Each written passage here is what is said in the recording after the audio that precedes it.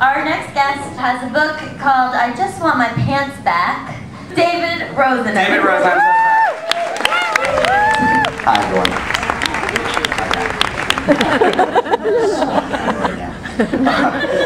Okay, the story takes place a few years ago. It's a true story. It was Christmas 1996, Christmas Day 1996. The city air was thick with CK1. It was a simpler time. It was before everyone had cell phones, you know, the Macarena was the #1 song. I still ate bagels without scooping them out. Life was pretty sweet. And unfortunately, though, I was not in a good place in life. I was in a little bit of a rut. For one thing, I was in the worst sexual slump of my life. Well, the second worst, 0 to 18 being the worst. And I was a little bit nervous that this slump could rival it. And second of all, I had been just working my ass off. I worked in advertising at the time. And I had just spent 8 months working on a campaign that got killed right before the holidays because the gestalt was wrong. So I was just a little bit in a searching place with the holidays. I was kind of contemplative.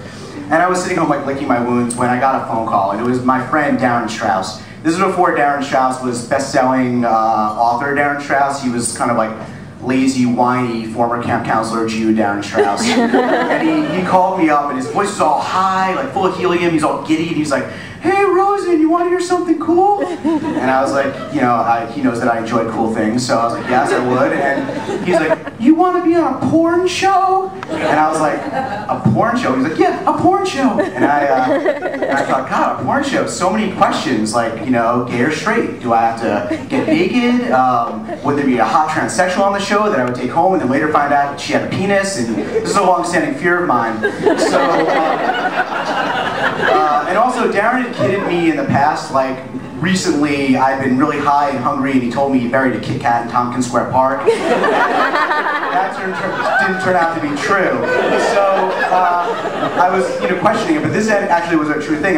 What happened was, Darren had gone to one of those Christmas Eve Jewish singles parties, you know, where young Jewish singles go to meet other young Jewish singles to later have kvetchy, guilty sex. I think it was like the, you know, it was the matzo ball or the High the Afikoman orgy, or one of those things. I think there's one of them tomorrow night. I think that HEEB Magazine is hosting, actually.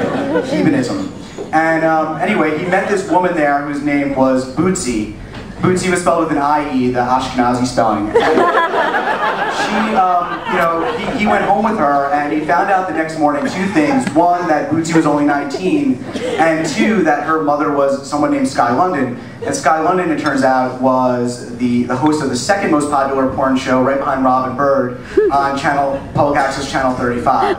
And it was like a Leno-Letterman rivalry. And anyway, she invited him to be on the show, and you know, I was like, hell yes, let's do this. Why not? I have absolutely nothing to lose. So the next day, we like met on 23rd Street, Manhattan Cable Studios on 23rd Street. We got a bunch of drinks, and you know, we were like, we're gonna be so fucking funny on this show. Like, it's like, we're funny, there's gonna be like naked women, we're gonna be making fun of them, this shit is gonna be hilarious. We called like everyone we knew, like this is gonna be the comedy event of the fucking year. And, you know, and I was also kind of thinking selfishly that like, I'd been in a little bit of a rut, and this is kind of the thing that could kickstart 1997. In 1997, starting with a porn show, how much better could you get than that? So we went upstairs and we met Bootsy and Sky, and here they are, if this works. There they are. Guess who's who? And so, I mean, the first thing I remember thinking when I saw them was like, it's so nice that families can be together for the holidays. Even if they have to co-host a mother-daughter porn show. And you know, the second thing I remember it was, this is kind of cliche, but they had this crazy amount of like stripper perfume on, like, you know, sort of, it's like part patchouli, part hairspray, part chlamydia, and you know, and then Sky, you know, Bootsy introduced me to her mom, and Sky turned to me and she said, "How do my tits look?" And I remember thinking, God, Jewish moms are just all the same. Before we knew it, we kind of were sitting on the stools next to them talking, and before we knew it, they literally didn't tell us what was going to happen. They like flipped the switch and it was like, "Welcome to the show," and now here we are. And there we are. You can see that I'm sort of, I don't know, Jewish, nerdy NASCAR look. And Darren is sort of, kind of like has a Pulp Fiction thing going with sort of a Sally Fields Bob. Sort of, And we sat there for a few seconds, sort of like not sure what was going on. We turned out it was like a live call-in show with strippers, and then very shortly after we sat down, the strippers came on. And there they are. The woman on the right is named Angel. She's a performer and a dancer, and she also does private fantasies. She's sort of a porn icon. And the other woman is Honey Melons, which is not the most original porn name, but she uses 2 L's in melons, which I think has a certain je ne sais quoi. Anyway, that was my joke. The first call for the show, and the first guy called in. Already I was sort of feeling like, I don't know, this might be a little uncomfortable. And I got so much further to go. And the first call came in, and the guy said, I want to see the little one fuck the big one. I want to see the little guy fuck the big guy. And, you know, you'd think that we'd have something witty to say to that, but we were sort of like thrown off, and we completely were like shocked, and we kind of cowered. And Sky saw that, so Sky turned to me and she said, David, you know, what's it like being on the show instead of watching it from home? And I tried to be clever, and I said, it's a lot different without the moisturizer and the tissues. And she just fucking sneered at me. And that's when I kind of knew like that we were not going to be funny on this show. And it turned out that like we were really, I mean, we should have known that this show had nothing to do with us, and if we didn't know it then, we knew it a second later when the hot action started happening, the whipped cream and the making out. And you know, you can see right here that like it's like selling, you know? How are we doing that? We're trying to be funny, but the last thing we are is funny. We're just kind of like sitting there and you know, we're frightened actually. Darren and I actually started talking like, should we leave? Should we get out of here? And but then right as that moment happened, out came the kielbasa. That is not an inexpensive kielbasa. And so Honey asked Darren and I, to keep us from going, Honey asked us to put our hands on her throat so the audience at home would know that she's really deep-throating and it wasn't some kind of like special effect. So, you know, we did. And as I put my hand on her throat and we're all adults here. And then she's like, yeah, like no one here has seen it before. And as she did that, and I had my hand on her throat, I thought,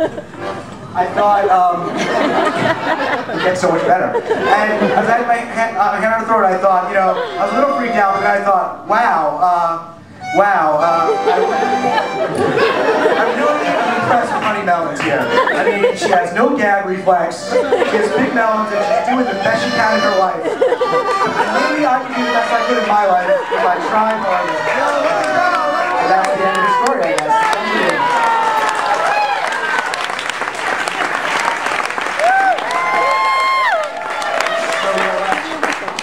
God, I'm so embarrassed right now. Where was I? Oh, I had my throat around a woman's neck like so fucking dumb, I'm always right at that point in the story. So, anyway, I had my hand around her throat, and I wasn't freaked out. I was a little freaked out, but I was more like, hell, wow, Honey, you know, she has this no gag reflex. I'm repeating a little to catch people up. She has no gag reflex, she has these large melons, and she's really going for it in her life. And look at me, you know, I have an apartment in the West Village, I work in a field where I don't have to shower every day. Like, you know, was I doing everything with my life that I could? Was I accepting all 18 inches of kielbasa?